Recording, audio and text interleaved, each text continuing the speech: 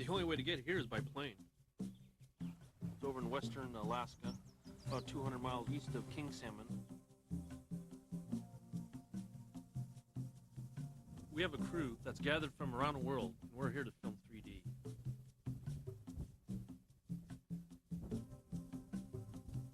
I haven't had any trouble with the bears yet, but it's something that's always on the back of your mind. It's something that you just don't know. You just don't know. I guess if a bear did come in and get me, it's just my time.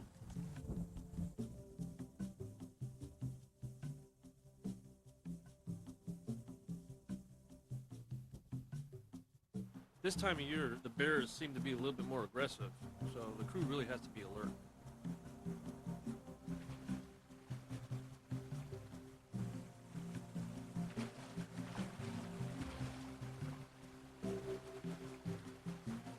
Leading this expedition is our 3D videographer, Tommy Beyer of Munich, and Alaska Wilderness Guide, Bob Kupich.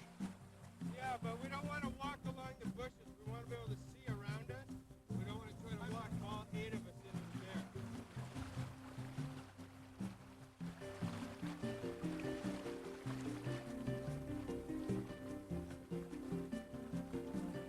We're over here at the Funnel River.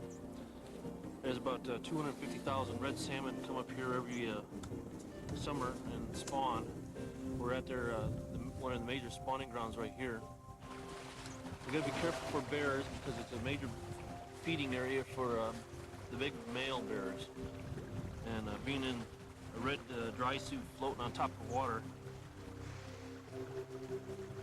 a little apprehensive.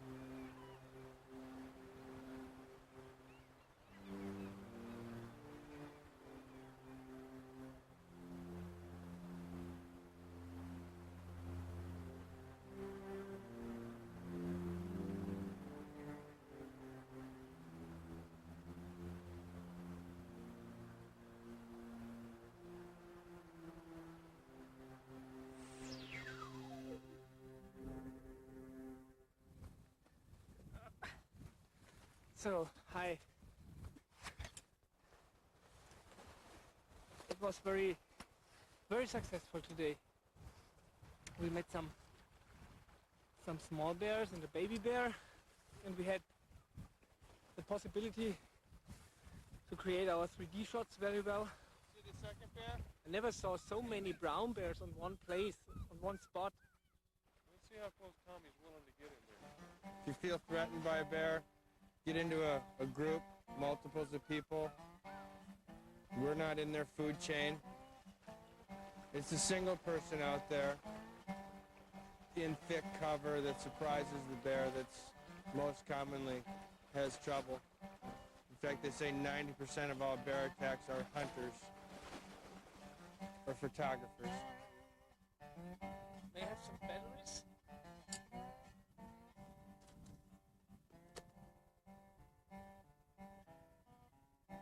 Bob, you about ready there? The current was a lot stronger than I expected, so it was a lot harder to rig the camera.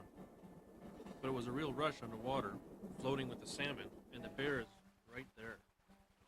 You have to know a lot of things about animals and their behavior, and then you can work with them, you can go close to them. You have to know about the behavior of the bears. A lot of people think they are so dangerous and they come to you and eat you. But you have to accept them and you have to respect them. Then you can work with them and then they accept you. I feel pretty comfortable now looking at bears. That's a feeling I think you get from spending time with them after seeing thousands of different bears in thousands of different situations. You just get a feeling for them that they're there and you're sharing.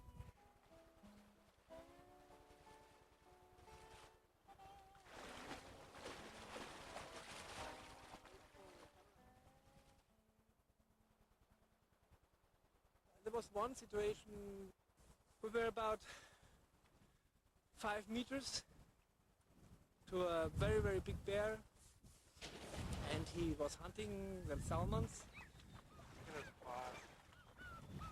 He was very close, and then he looked to me and he tried to come me, and then I turned around and showed him my whole body, my bright shoulders, and then he stopped and he looked, and then he hunted the salmon and went away.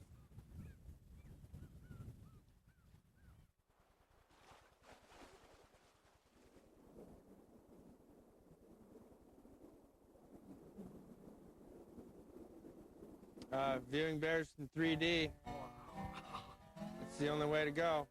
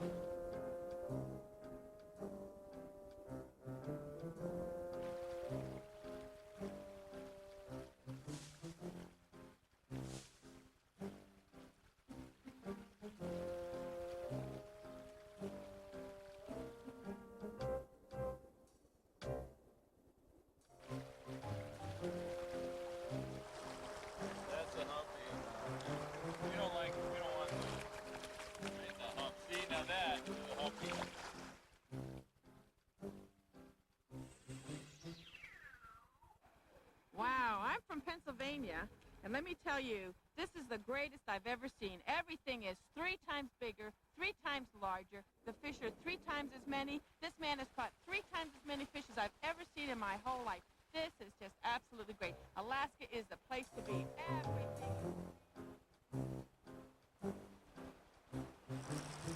I dare you to hook into that king. No way, not with this one. I'll do it.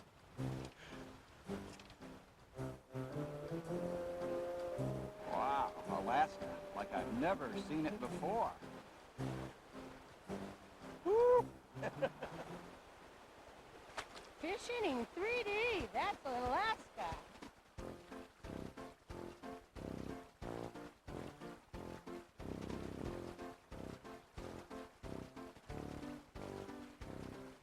You see them big and in 3D. They're catching them as fast as they put the hook in the water. I'm not joking yet, this is weird. How do you explain it? You need to try it too. Amazing. Fish. I've never seen anything like this back in Maryland.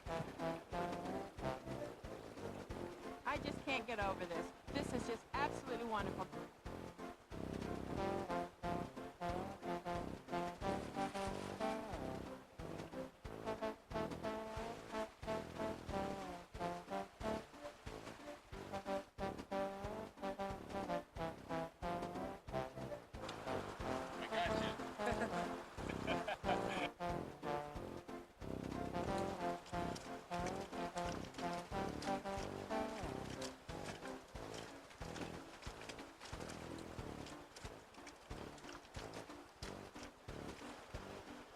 Okay, go.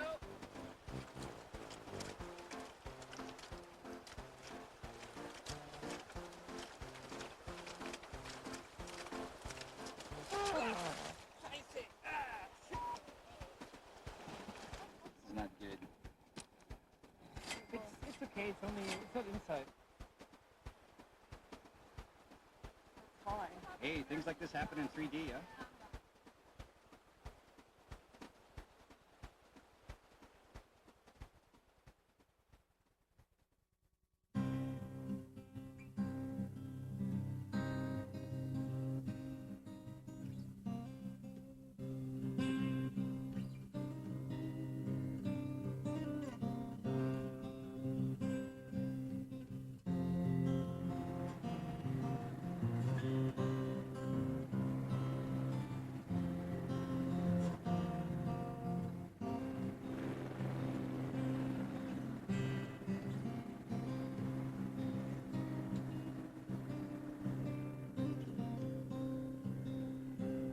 When I'm doing acrobatics, I think more of the freedom of it, with continuity like a ballet. Never get scared. I don't see any reason to get scared, and I never get sick, but then I don't go eat hot dogs before I go flying either.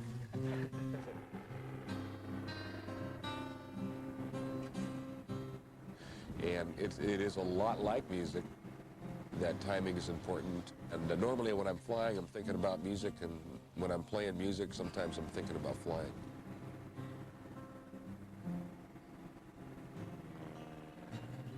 This is an S2B Pit Special. It's an aerobatic airplane. It's 260 horsepower. It's built specifically for acrobatics.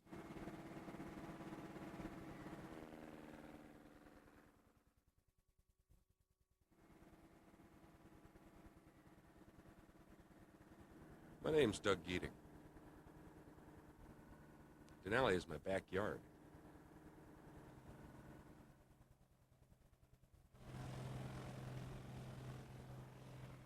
This is Talkeetna, Alaska, my home. Well, the 3D crew is here. I'm going to be taking them up. Yeah. So if we're over the Ruth Okay. Glacier and you want to move down Glacier now. Yeah. In aerial shooting, a meeting like this, a pilot's briefing, Easy to is see. critical. Yeah. People are going to be hitting the airport here for flight tours. What we're attempting, air-to-air photography, means there'll be a helicopter up there as well, and we'll have to choreograph the entire flight. There, and then you also look out for the guys that aren't calling on the radio. Great. Well, if you can monitor 22.7. 22.7 in park, yeah. Yep. I mean, the 3D works in different layers. The helicopter has to move. For example, if you meet us like this and I'm on you, so I have the fork on the background is passing by from the right side to the left side. And then you approach us, maybe you climb and then make a turn and go down. And I have This the is going fork to on be the a background. challenge, but in 3D, it's going to be even trickier.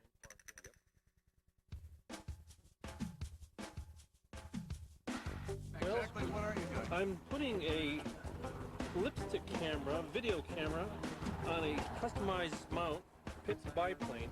So we should probably say something technical. We're going to be pulling about 4.5 G's back here on this mount. Jeez. Well, no, that one doesn't get the better picture.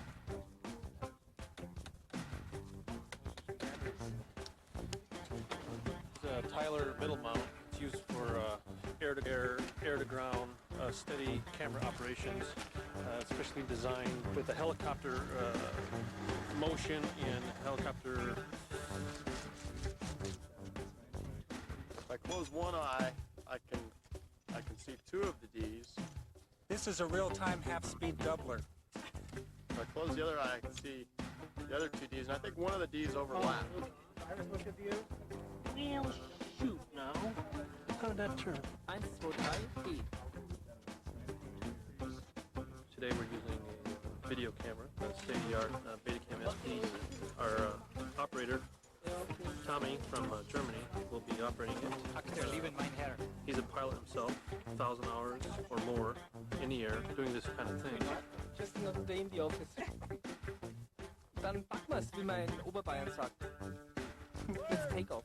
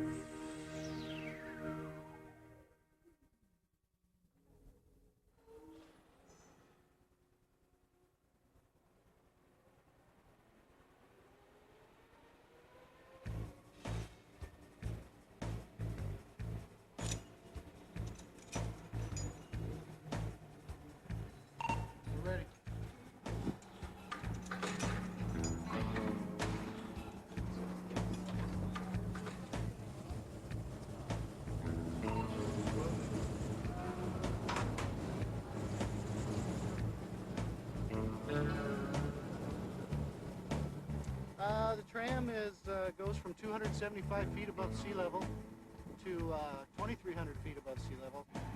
We get up to about 26 miles an hour when we reach full speed, which we should just about now. And it takes about 3.5 minutes at full speed.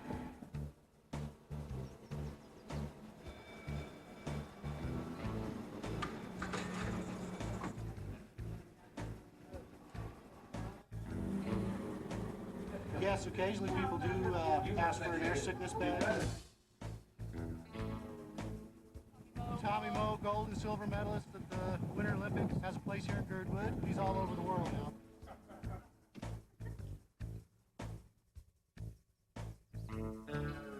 Okay, that's the Alyeska Prince Hotel. We have everything that your standard resort hotel has to offer, except that we're in Alaska. But if you really want to see Alyeska, this is the only way to look at it. Wow!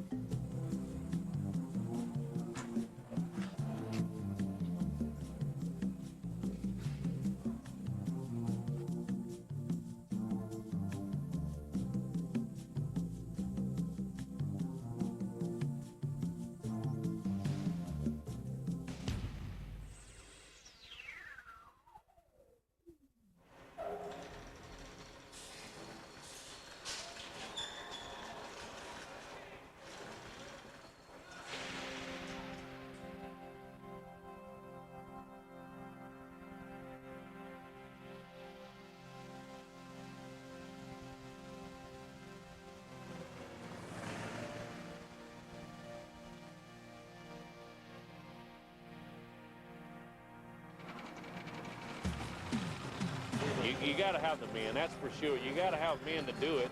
See, I don't know where any machine or computer could ever do it.